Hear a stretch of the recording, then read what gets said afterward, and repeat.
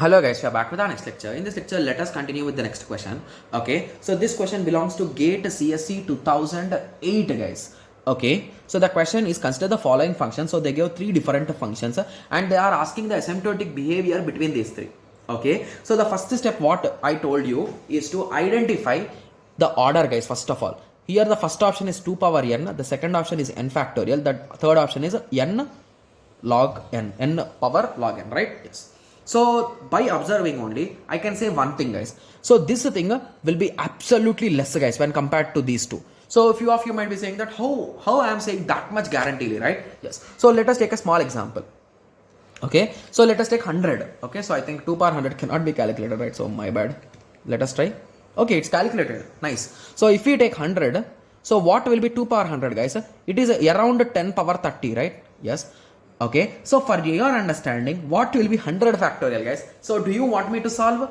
Okay, so let me solve up to some point.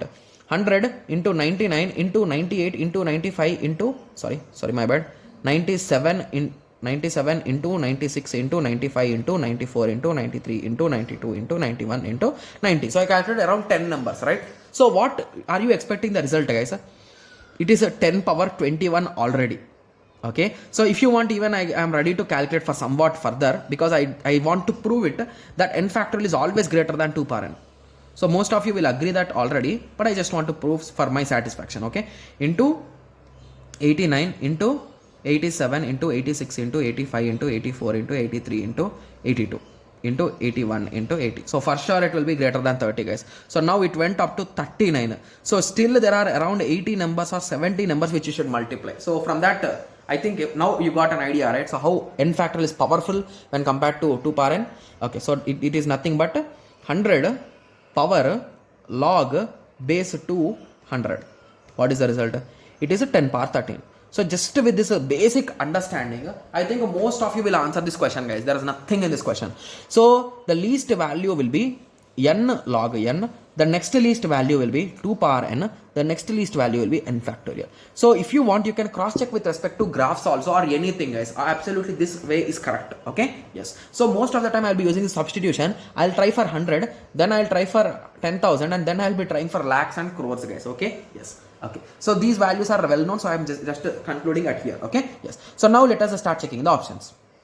Okay, so let me write the function names here so that we will be reducing our confusion. So let me write this in terms of that guys because that will be easy, right? So the first option is a nothing but a h of n is very less, okay, to 2 power n. So that is f of n and the greater value is g of n. Okay, so first option let us check. So the first option says that g of n is a maximum or equal to f of n. Yes, this part is absolutely correct. I agree with it. Okay, I think you guys also agree with it, right? Yes. Okay. Yes. Okay. So let us continue. So this second option says that g of n is equals to big O of h of n.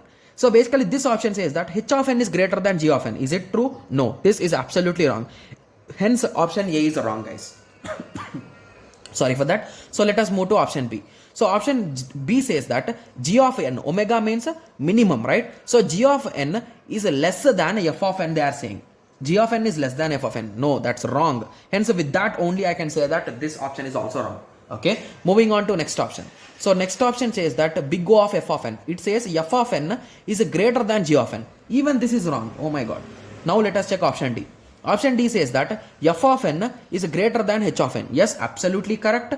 This option says that f of n is less than, omega means less than g of n. Yes, this is absolutely correct. So option D should be the answer. Got it? It's a quite easy problem. The only thing is you should have some clear idea with respect to this big O, omega and theta guys. Okay. Yes. So I hope everyone got a clear idea on this. So in the next lecture, let us continue with the next question. Thank you.